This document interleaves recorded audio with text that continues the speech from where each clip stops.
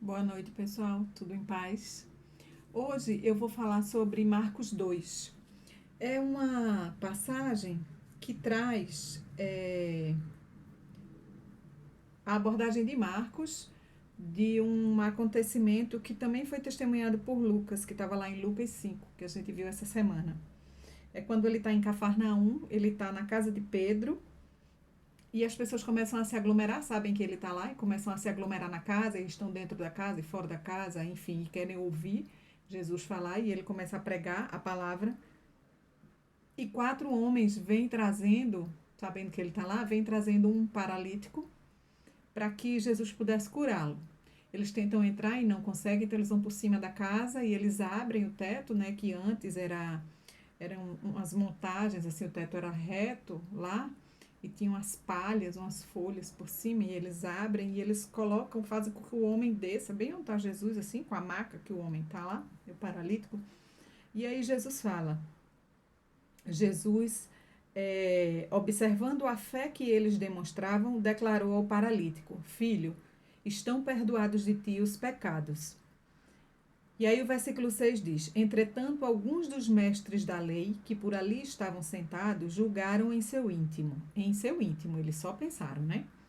Como pode esse homem falar desse modo? Está blasfemando. Quem afinal pode perdoar pecados a não ser exclusivamente Deus? Jesus imediatamente percebeu em seu espírito que era isso o que eles estavam urdindo e lhes questionou: Por que cogitais desta maneira em vossos corações? O que é mais fácil dizer ao paralítico: Estão perdoados de ti os pecados? Ou falar: Levanta-te, toma a tua maca e sai andando? Todavia, para que saibais que o Filho do Homem tem na terra autoridade para perdoar pecados, e aí Jesus se dirige ao paralítico e diz: Eu te ordeno, levanta-te, toma a tua maca e vai para a tua casa. Então ele se levantou e, no mesmo instante, tomando sua maca, saiu andando à frente de todos, que estupefatos glorificaram a Deus, exclamando: Nunca vimos nada semelhante a isto. E aí, apesar de ser a mesma passagem, hoje eu percebi uma outra coisa. Na hora que Jesus vê aqueles homens fazerem com que o paralítico fique diante dele, primeiro Jesus observou a fé que aqueles homens demonstravam, né? E aí ele declara ao paralítico: Filho, estão perdoados de ti os pecados. E aí, o que é que eu percebi? Essa era uma prática de Jesus. Ele primeiro perdoava os pecados. Quando ele olha para um paralítico que vem sendo trazido por um buraco no telhado, é claro que o homem é um paralítico, ele tem uma necessidade física. Jesus pode curá-lo. Jesus sabe que pode curá-lo.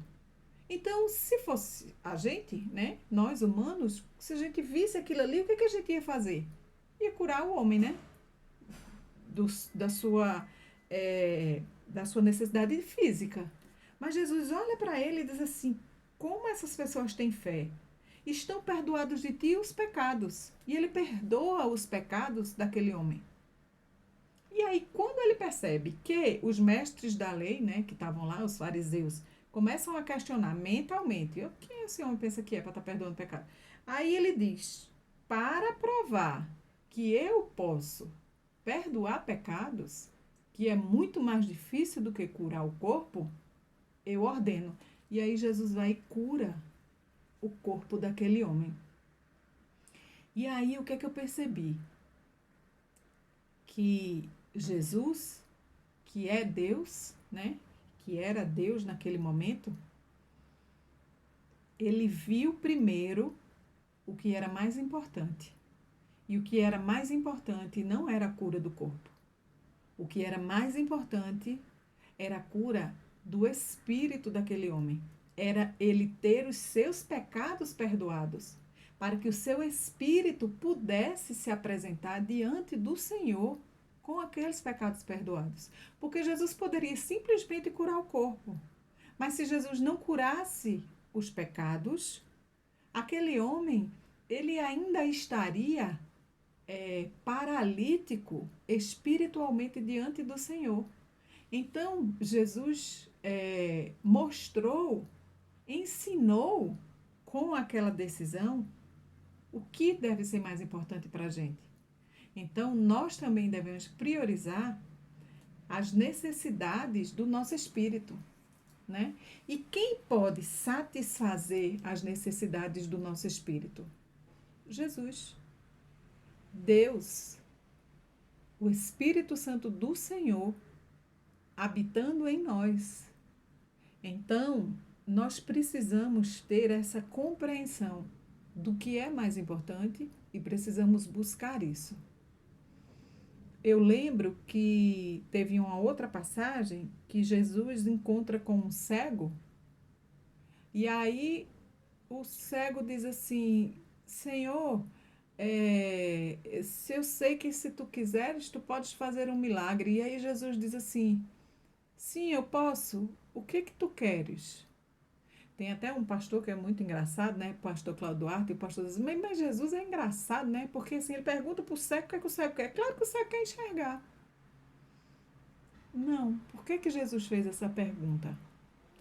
Porque podia ser que aquele homem que tinha uma necessidade física, que era a impossibilidade de enxergar, enxergasse espiritualmente que a maior necessidade dele era ter os pecados perdoados. Por isso que Jesus perguntou. Jesus não perguntou porque não sabia o que ele queria. Jesus perguntou porque queria ouvir dele. E esse é outro aprendizado que Jesus nos dá. Nós precisamos falar sobre as nossas necessidades. Deus sabe de todas as coisas, mas nós precisamos falar. A Bíblia diz que todas as coisas foram criadas a partir da palavra. Então, nós precisamos também compreender que a nossa palavra tem poder. Para que o nosso espírito seja curado, para que as necessidades da nossa alma sejam atendidas, nós precisamos declarar isso. Nós precisamos esclarecer a Deus que temos aquelas necessidades.